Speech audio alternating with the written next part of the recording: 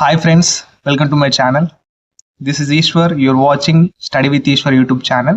నా ఛానల్లో previous papers ఉంటాయి శాతవాహన యూనివర్సిటీవి. So please share with your friends and subscribe to my channel.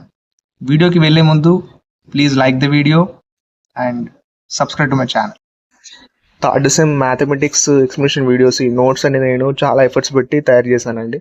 Okay, మీకు అర్థమయ్యే విధంగా చేశాను. సో మీరు నాకు థ్యాంక్స్ చెప్పాలనుకుంటే ఇక్కడ సూపర్ థ్యాంక్స్ ద్వారా నాకు మీరు చెప్పాలనుకుంటే చెప్పండి. ఓకే, మీ ఇష్టం అండి. అది మీకు ఎక్స్ప్లెనేషన్ నచ్చితే అండ్ నోట్స్ ఈజీగా మీకు అర్థమవుతే మీరు సూపర్ థ్యాంక్స్ ద్వారా నాకు థ్యాంక్స్ అని నాకు తెలియజేస్తారు అనుకుంటున్నాను. సో మీ ఫ్రెండ్స్కి కూడా షేర్ చేయండి ప్లీజ్. నేను చాలా ఎఫర్ట్స్ పెట్టి వీడియో చేస్తున్నాను. ఓకేనా, థర్డ్ సెమిస్టర్ మ్యాథమెటిక్స్ అండి. ఇది ఎల్ఐక్యూస్ ఎక్స్ప్లెనేషన్ వీడియోస్ ఇవి. ఇది రియల్ అనాలిసిస్ సిలబస్ వచ్చేసి రియల్ అనాలిసిస్ అండి. అండ్ యూనిట్ వన్ వచ్చేసి ఏంటి, sequences. Okay, unit 1 chapter name వచ్చేసి సీక్వెన్సెస్ అండి. దీంట్లో యూనిట్ 1లో ఎల్ఐక్యూస్ ఇంపార్టెంట్ క్వశ్చన్స్ ఎక్స్ప్లెయిన్ చేస్తాను. ఇప్పటి నుంచి ఫాలో కండి. ఇవి ఏంటంటే మీరు ప్రాక్టీస్ చేస్తేనే మీకు రిజల్ట్ అనేది ఉంటుంది. ఎందుకంటే ఈ రియల్ అనాలిసిస్ సిలబస్ ఉంది కదా, రియల్ అనాలిసిస్, ఇందులో దాదాపు అన్ని థీరమ్స్ ఉంటాయి. ప్రాబ్లమ్స్ మీకు ఎక్కడ అవపోవడవు. ఓకేనా, అన్ని థీరమ్స్ అండి. థీరమ్స్ అనేవి మీరు ఎలా గుర్తుంచుకుంటారు? ప్రాబ్లం అంటే మీరు నోట్స్ ఉంటే మీరు చెక్ చేసుకుంటూ పోవచ్చు. ఓకేనా, స్టెప్ బై స్టెప్. కానీ ఇక్కడ థీరమ్స్ కాబట్టి చాలా ఇబ్బంది ఉంటుంది. ఇది పాస్ కావడానికి చాలా కష్టపడాలి. ఒక్కసారి ఫెయిల్ అయ్యాను అనుకోండి, మళ్ళీ పాస్ అవ్వడానికి చాలా కష్టపడతారు. ఓకే, ఒకసారి నేను ఇప్పుడు ఇవి చెప్తాను కదా, ఇప్పుడు జాగ్రత్తగా వినండి, ప్రాక్టీస్ చేసుకోండి. మీకు ఎప్పుడు టైం దొరికినా నా వీడియోస్ చూస్తూ రబ్బుకు ముందట పెట్టుకొని నోట్స్ టైప్ రాసుకోండి. ఓకేనా, ప్రాక్టీస్ అవుతుంది మీకు. ఓకే, ఇప్పుడు యూనిట్ 1లో ఫస్ట్ ఇంపార్టెంట్ క్వశ్చన్ చూద్దాం. First very very important. అంటే అన్ని థిరమ్సే ఉంటాయి, ప్రాబ్లమ్స్ అస్సలు ఉండవు. ఓకేనా, ఇక్కడ ఇప్పుడు prove that A sequence is convergent if and only if it is a Cauchy sequence. ఇక్కడ ఏమన్నాడు, మనం ఏం ప్రూవ్ చేయాలి? ఒక సీక్వెన్స్ అనేది కన్వర్జెంట్ అట. ఒక సీక్వెన్స్ తీసుకుంటే అది కన్వర్జెంట్. ఎప్పుడైతే convergent? If and only if ఆ సీక్వెన్స్ అనేది కాచీ సీక్వెన్స్ అయితేనే. ఇప్పుడు ఇక్కడ ఒక సీక్వెన్స్ అనేది కన్వర్జెంట్ అన్నాడు కదా, ఎప్పుడైతే కన్వర్జెంట్ అంటే ఈ సీక్వెన్స్ కాచీ సీక్వెన్స్ అయితేనే కన్వర్జెంట్ అవుతుంది అని అర్థం. మనం ప్రూవ్ చేయాలి అది. ఫస్ట్ ఇక్కడ మనం ప్రూఫ్ చూద్దాం. స్టేట్మెంట్ మనం రాయాలి. స్టేట్మెంట్ ఏం లేదు, స్టేట్మెంట్ ఇక్కడ క్వశ్చన్లో ఇచ్చిందే కొద్దిగా రాసేస్తే మనకు ఒక హాఫ్ మార్క్ అన్న వాళ్ళు వేస్తారు. ఓకేనా, స్టేట్మెంట్ ఇక్కడ ఏం లేదు. ఏ సీక్వెన్స్. ఓకే, ఇక్కడ చూడండి, ఇక్కడ a sequence is convergent if and only if it is a Cauchy sequence ఉన్నది కదా, ఈ ఏ నుంచి ఈ కాచీ సీక్వెన్స్ రాక రాయండి, అంతే. స్టేట్మెంట్ ఇంతే అండి. ఇప్పుడు ప్రూఫ్ చూద్దాం మనం. ఇక్కడ ప్రూఫ్ వచ్చేసి మనకు ఏమనుకోవాలంటే, లెట్ ఎస్ఎన్బిఏ సీక్వెన్స్ అనుకోండి.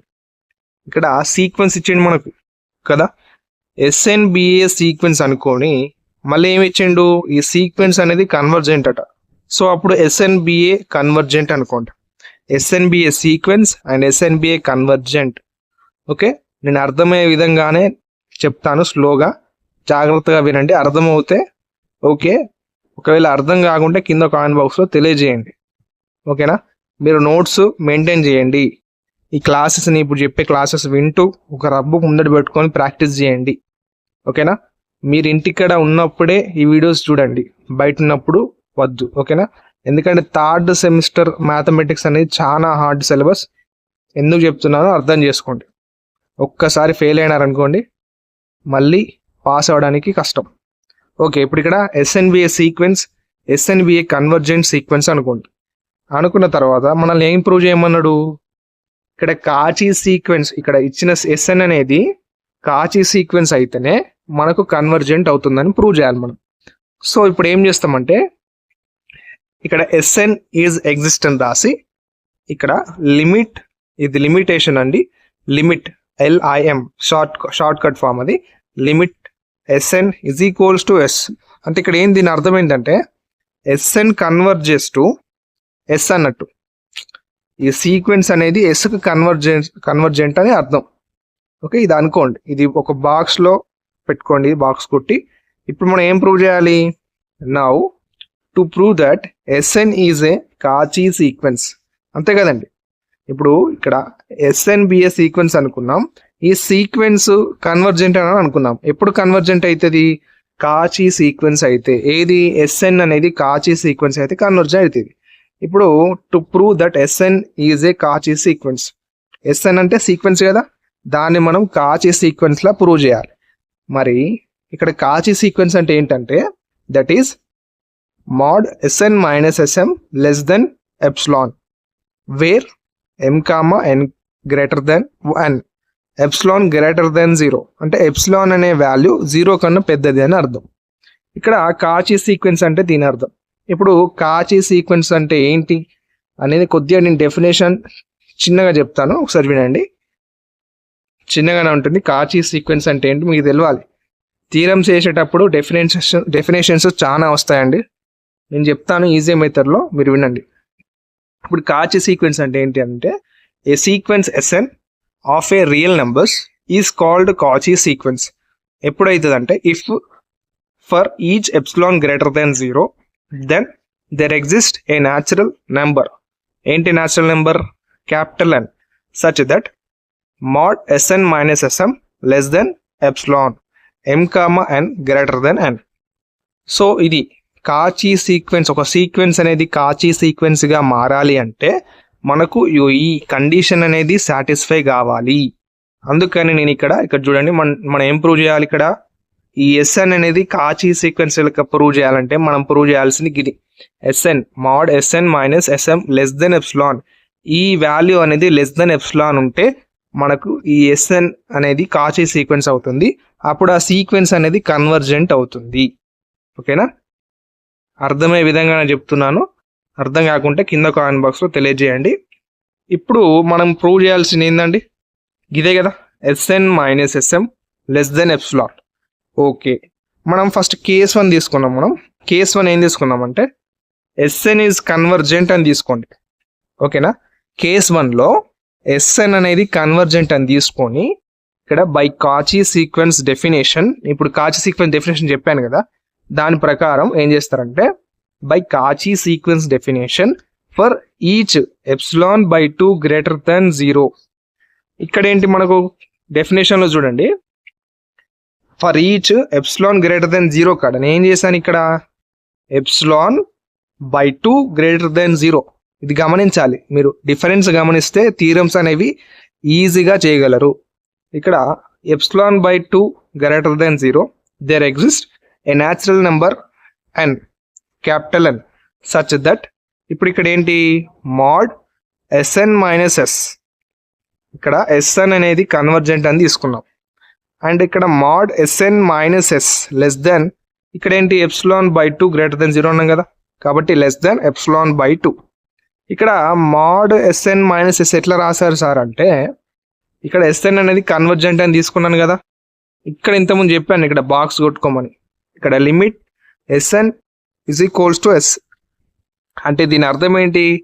Sn అనేది Sకి కన్వర్ట్ చేసి అవుతుంది అని అర్థం. సో నేను Sn మైనస్ S రాశాను ఇక్కడ మోడ్లో. గమనించండి, మీరు ప్రాక్టీస్ చేస్తేనే అర్థమవుతుంది, లేకుంటే అర్థం కాదు. mod Sn minus S less than epsilon by 2. ఓకేనా? For all n greater then capital N. ఇది ఈక్వేషన్ నెంబర్ 1 అనుకోండి. ఓకేనా? Equation number 1.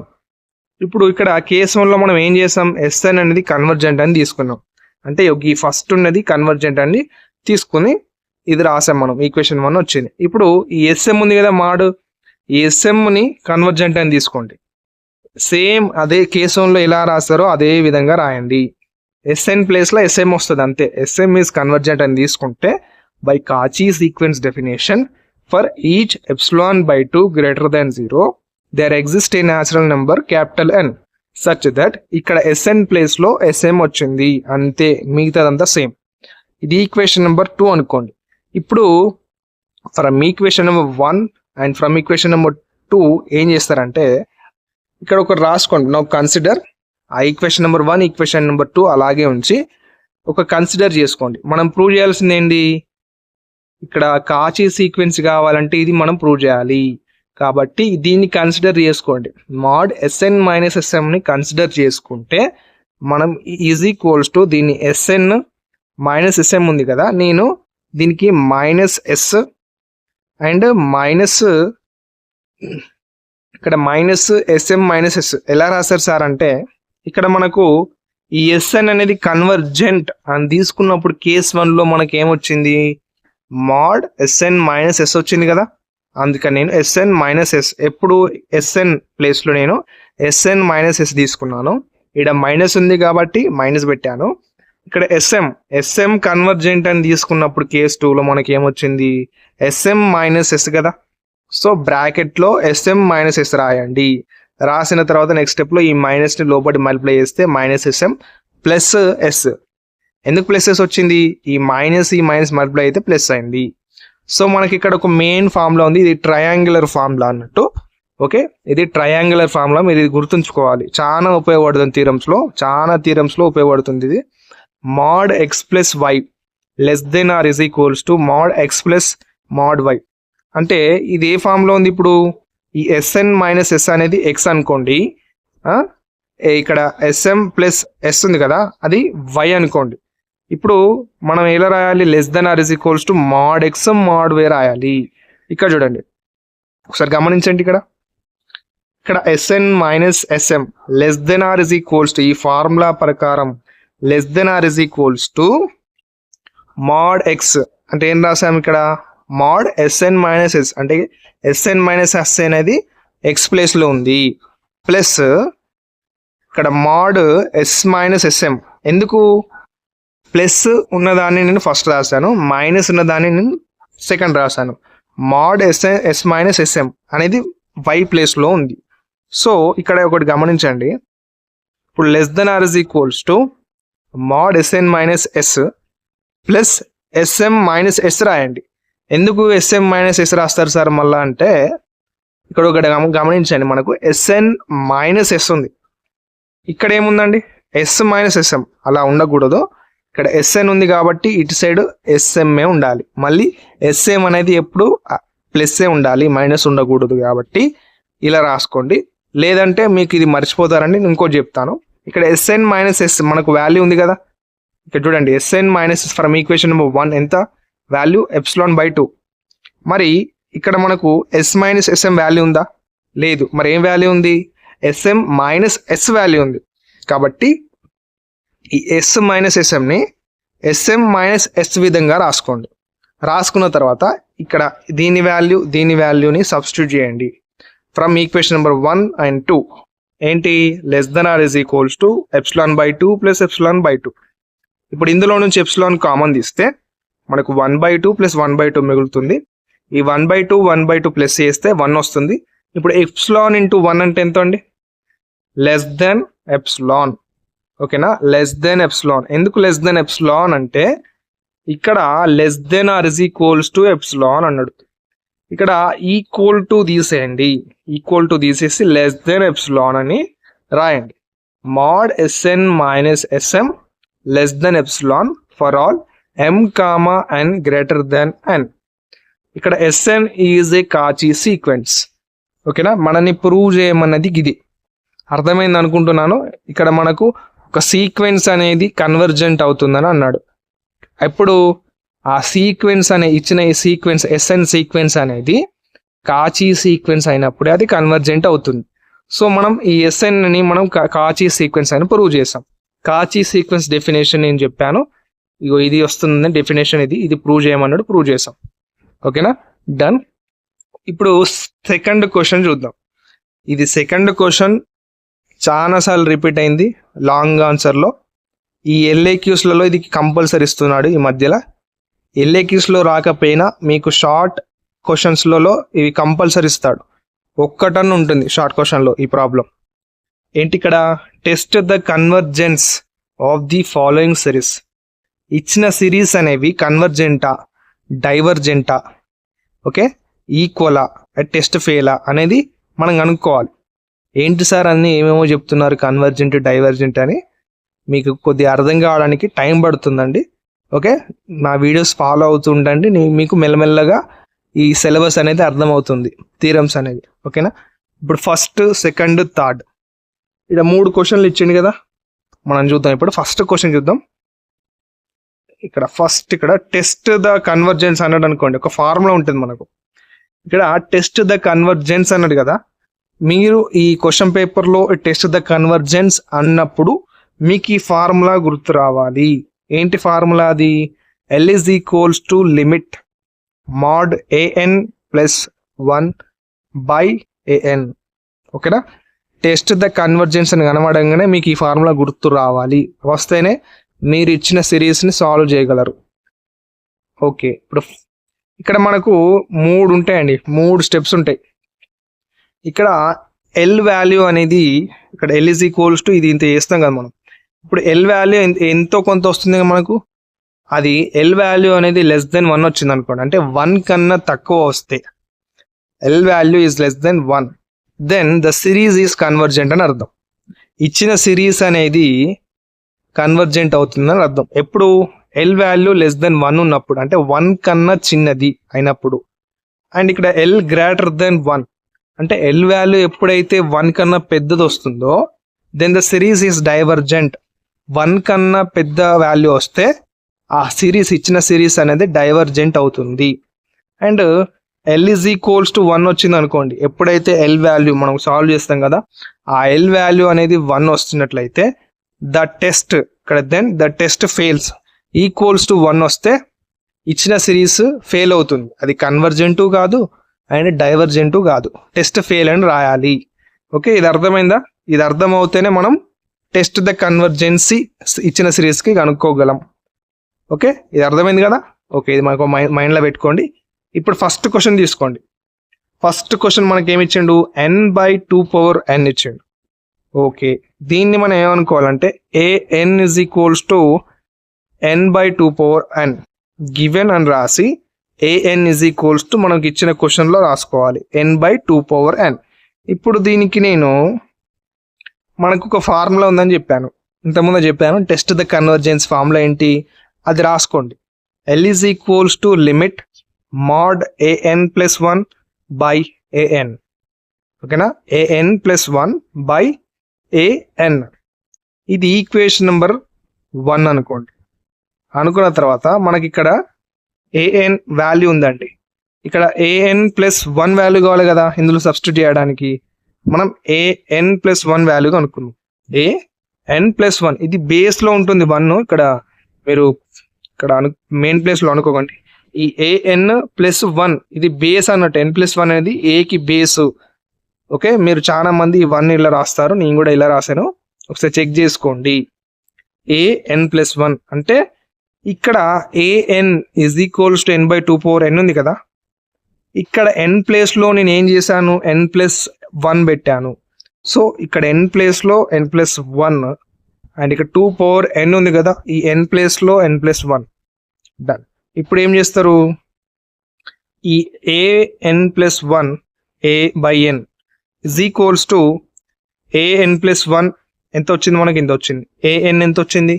n/2n. ఎందుకు చేస్తున్నారు సార్ ఇక్కడ డివైడింగ్ చేస్తున్నారు వాటిని అంటే, మనకి ఈక్వేషన్ 1లో వాల్యూ కావాలి కదా, an plus 1 by an value వస్తేనే కదా అందులో సబ్స్టిట్యూట్ చేస్తే మనకు ఎల్ వాల్యూ అనేది లెస్ దేనా గ్రేటర్ దేనా ఈజ్ ఈక్వల్స్ టు అని తెలుస్తుంది. సో అందుకని నేను ఈ మాడ్ లోపట్లో ఉన్నదాన్ని నేను ఫస్ట్ వాల్యూ కనుక్కుంటున్నాను. చూడండి, ఇక్కడ నెక్స్ట్ ఏం చేస్తారు? ఇక్కడ డివైడ్ చేసిన తర్వాత ఈ n/2n ఉంది కదా, అటు న్యూమరేటర్కి పోతే రెసిప్రోకల్ అవుతుందండి. రెసిప్రోకల్ అయినప్పుడు ఇక్కడ 2n plus 1ని మనం 2n into 2 లెక్క రాసుకోవచ్చు. ఇప్పుడు ఏమైంది? ఈ డినామినేటర్లో ఉన్న 2n, న్యూమరేటర్లో ఉన్న 2n గెట్ క్యాన్సల్ అయినప్పుడు మిగిలేటివి ఏంటి మనకు? an plus 1 by an is equals to మనకు మిగిలింది ఏంటి? n plus 1 by n. ఇక్కడ 2 ఉంది, 2 into n plus 1 by 2n. ఈ వాల్యూని మనం ఈక్వేషన్ నెంబర్ 1లో ఇగో ఈ మాడ్ లోపల సబ్స్టిట్యూట్ చేయండి. ఈక్వేషన్ నెంబర్ 1లో ఇక్కడ సబ్స్టిట్యూట్ చేయండి ఈ వాల్యూని. ఇప్పుడు చేసినట్లయితే మనకు L is equals to, మరి లిమిట్ అన్నప్పుడు లిమిటేషన్స్ మీకు ఐడియా ఉండాలి. అవి మీకు ఐడియా ఉండాలంటే మీరు అన్ని చదవలేరు, నేను చెప్తాను వినండి. ఇక్కడ లిమిట్ ఏం తీసుకుంటారండి మీరు, ఎన్ గివ్స్ రైస్ టు ఇన్ఫినిటీ అంటే ఎన్ వాల్యూ అనేది ఇన్ఫినిటీ తీసుకోండి, అదే లిమిట్ అన్నట్టు. ఎన్ ఎక్కడ దాకా తీసుకోవాలి, ఇన్ఫినిటీ దాకా తీసుకోవాలి. ఇది ఒకటి ఐడియా ఉంచుకోండి. టెస్ట్ ద కన్వర్జెన్స్ వచ్చినప్పుడు ఎన్ అనేది ఇన్ఫినిటీ దాకా తీసుకోవాలి మనం. ఇక్కడ n+1/2n డన్. ఇప్పుడు ఎన్ గివ్స్ రైస్ టు ఇన్ఫినిటీ అన్నాడు. ఇప్పుడు ఎన్ ప్లేస్లో మనం ఏం పెట్టాలి, ఇన్ఫినిటీ.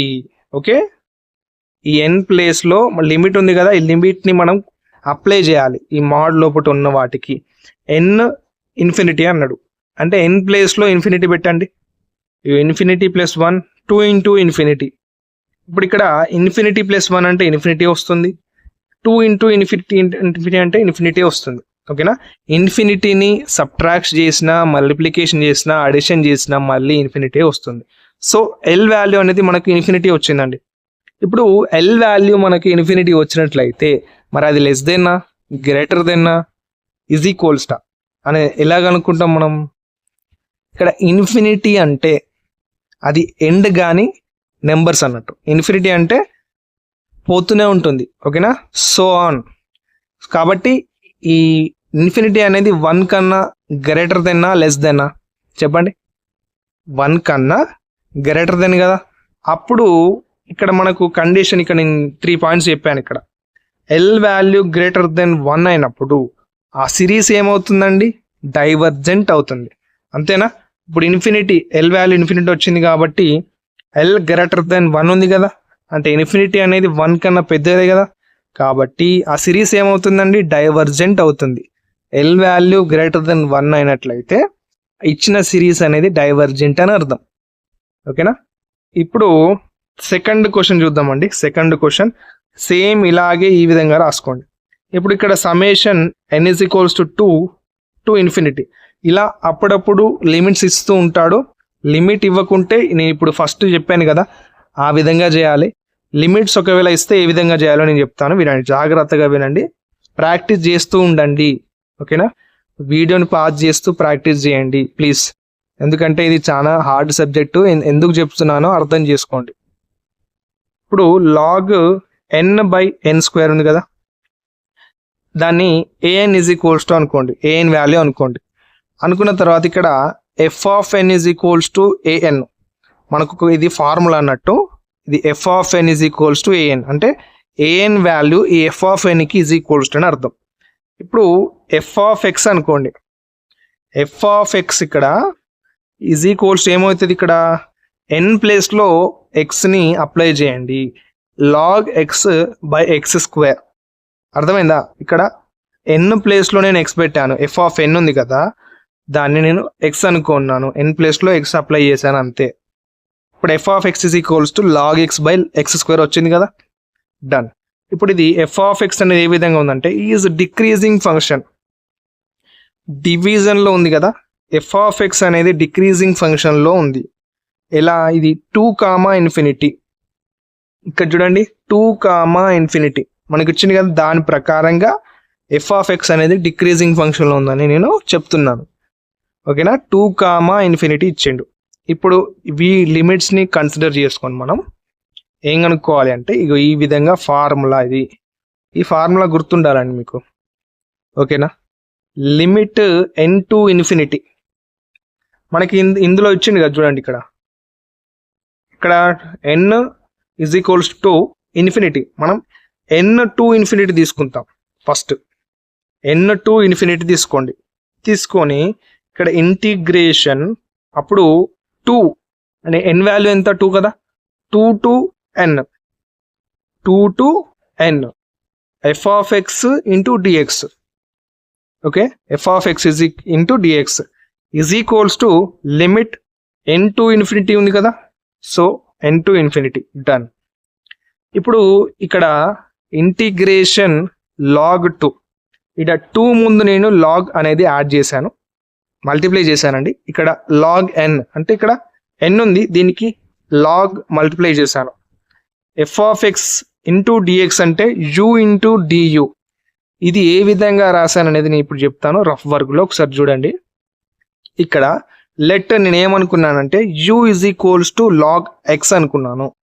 అర్థమైందా? u వాల్యూ అనేది లాగ్ ఎక్స్ అనుకున్నప్పుడు నేను అప్పర్ లిమిట్ అంటే ఈ అప్పర్ లిమిట్ అన్నట్టు ఇంటిగ్రేషన్కి మనకు రెండు ఉంటాయి. ఇది అప్పర్ లిమిట్ అంటారు, దీన్ని లోవర్ లిమిట్ అంటారు ఇంటిగ్రేషన్లో. ఐడియా ఉందా? ఓకే. అప్పర్ లిమిట్ ఇప్పుడు ఏం చేస్తానంటే నేను ఎక్స్ ఈజ్ ఈక్వల్స్ టు ఎన్ని సబ్స్టిట్యూట్ చేశానండి. ఈ u వాల్యూలో నేను ఎక్స్ ప్లేస్లో ఎన్ని సబ్స్టిట్యూట్ చేస్తే మనకు u is equals to log N వచ్చింది. అంటే అప్పర్ లిమిట్ మనకి ఎంత వచ్చింది? లాగ్ ఎన్ కదా. కాబట్టి నేను అప్పర్ లిమిట్ లాగ్ ఎన్ని అప్లై చేశాను.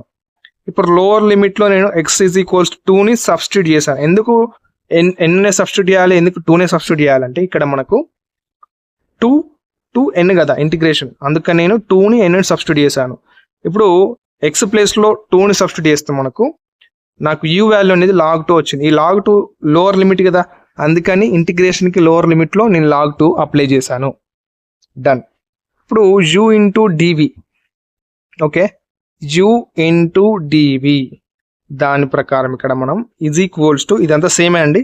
ఇటు సైడ్ లెఫ్ట్ సైడ్లో ఉన్నంత సేమ్, ఇక్కడ రైట్ సైడ్లో కొద్దిగా చేంజ్ అవుతుంది. లిమిట్ n టు ఇన్ఫినిటీ, ఇక్కడ ఇంటిగ్రేషన్ ఉంది కదా, దీన్ని మనం ఇక్కడ చూడండి ఫార్ములా రాసాను. ఇంటిగ్రేషన్ u ఇంటూ డియు అన్నప్పుడు ఈ అప్పర్ లిమిట్ లోవర్ లిమిట్ తీసి పెట్టండి, మీరు మర్చిపోండి.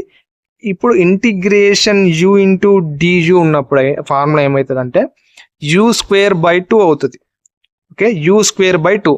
ఇప్పుడు అప్పర్ లిమిట్ ఏముంది మనకు? Log n. లోవర్ లిమిట్ ఎంత? లాగ్ 2. డన్. ఇది ఎట్లా అంటే లిమిట్ n టు ఇన్ఫినిటీ, ఈ u²/2 ఉంది కదా, ఈ u ప్లేస్లో అప్పర్ లిమిట్ని సబ్స్టిట్యూట్ చేయండి ఒకసారి. లాగ్ స్క్వేర్ n అవుతుంది.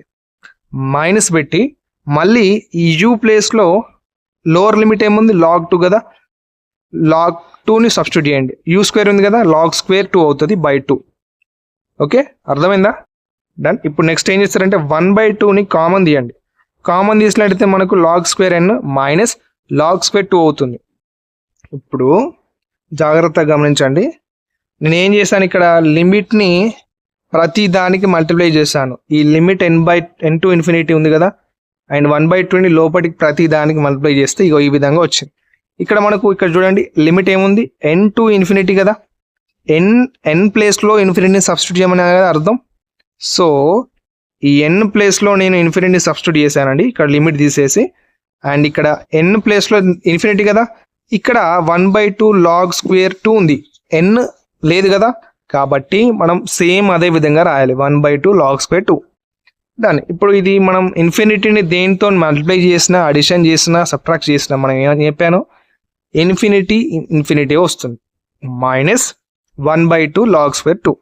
సో ఇన్ఫినిటీని దేంతో మైనస్ చేసినా ఏమొస్తుంది? ఇన్ఫినిటీ వస్తుంది.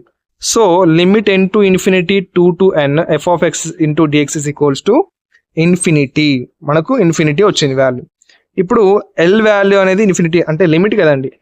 లిమిటేషన్ అంటే క్యాపిటల్ ఎల్తో డినోట్ చేస్తాం మనం. L is equals to infinity వచ్చింది. సో ఇది కూడా ఎల్ గ్రేటర్ దెన్ 1. ఇన్ఫినిటీ అంటే 1 కన్నా పెద్దదే కదా. So given series is divergent. ఇచ్చిన సిరీస్ అనేది డైవర్జెంట్ అని అర్థం. ఓకే, అర్థం కాదు, మీరు ప్రాక్టీస్ ఎప్పుడైతే మొదలు పెడతారో, ఓకే, ప్రాక్టీస్ చేస్తూ ఉండండి. మీకు ఎందుకు అర్థం కాదో నేను చూస్తాను, కంపల్సరీ అర్థమవుతుంది. Practice is important in third semester real analysis syllabus. ఇది చాలా హార్డ్ సిలబస్. ఓకే, గమనించండి. ఇప్పుడు థర్డ్ క్వశ్చన్ చూడండి. ఇచ్చిన సిరీస్ అనేది ఇది సమ్మేషన్ ఇచ్చిండు. Summation -1 whole power n into n factorial by 2 power n. ఇప్పుడు నేను ఇక్కడ ఏం చేశాను? ఒక ఫార్ములా ఉంది మనకు ఇక్కడ, of -1 whole power n into an. ఈ విధంగా రాసుకోవాలి మనం. ఇక్కడ -1 whole power n into n factorial by 2 power n ఇచ్చింది అనుకోండి. మీరు ఇలా ఇచ్చినట్లయితే క్వశ్చన్ -1 హోల్ పవర్ n మీకు గుర్తు రావాలి. -1 హోల్ పవర్ n ఎప్పుడు సపరేటే ఉంటుంది. దేంతో మల్టిప్లై అయినప్పుడు అన్నా, అడిషన్ చేసినప్పుడు సపరేట్గా ఉంటుంది, ఇట్లా పక్క పక్కకు ఉండకూడదు. సో ఈ -1 హోల్ పవర్ n నేను సైడ్కి రాశాను.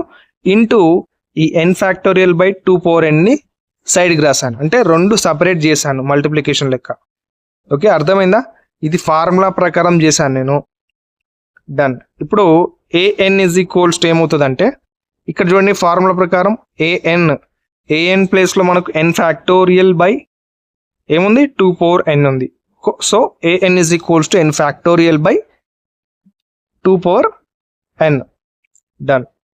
ఇప్పుడు లిమిట్ అప్లై చేయాలి, బోత్ సైడ్స్ లిమిట్ అప్లై చేస్తే ఇక్కడ ఏం చెప్పాను నేను, టెస్ట్ ద కన్వర్జెన్స్ అన్నప్పుడు n ఎక్కడ దాకా తీసుకోవాలి, ఇన్ఫినిటీ దాకా తీసుకోవాలి. ఇన్ఫినిటీ దాకా తీసుకుంటే ఏముంది, ఇక్కడ ఇన్ఫినిటీయే, ఇక్కడ ఇన్ఫినిటీయే. సో మనకు వచ్చేది ఏంటి, టోటల్గా ఇన్ఫినిటీ. సో ఇన్ఫినిటీ అనేది గ్రేటర్ దెన్ 1, అంటే 1 కన్నా పెద్దది కాబట్టి ద సిరీస్ ఏమవుతుంది, డైవర్జెంట్ అవుతుంది. ఇచ్చిన సిరీస్ అనేది డైవర్జెంట్ అవుతుంది. ఓకే, నేను ఇక్కడ ఈ థర్డ్ క్వశ్చన్ అనేది నెక్స్ట్ వీడియోలో ఎక్స్ప్లెయిన్ చేస్తాను. ఇది part 1 video, next part 2 video చేస్తానండి. ఓకేనా, నేను వీడియోలో స్టార్టింగ్లో చెప్పాను కదా, మీరు నాకు థ్యాంక్స్ చెప్పాలనుకుంటే సూపర్ థ్యాంక్స్ ద్వారా చెప్తారని అనుకుంటున్నాను. ప్లీజ్, నేను చాలా ఎఫర్ట్స్ పెట్టి నోట్స్ అనేది తయారు చేశానండి మీకోసం. ఓకే, నన్ను సపోర్ట్ చేయండి, నేను ఇలాగే మీకు హెల్ప్ చేస్తూ ఉంటాను. Okay, thank you for watching. మీ ఫ్రెండ్స్కి కూడా షేర్ చేయండి అండి ఈ వీడియోస్ని, ఎందుకంటే వాళ్ళకు కూడా హెల్ప్ అవుతుంది. ఎవరైతే రెగ్యులర్ ఎగ్జామ్స్కి ప్రిపేర్ అవుతున్నారో అండ్ బ్యాక్లాగ్ ఎగ్జామ్స్కి ప్రిపేర్ అవుతున్నారో వాళ్ళకు కూడా షేర్ చేయండి. Until then keep watching study with Eshwar YouTube channel. Thank you.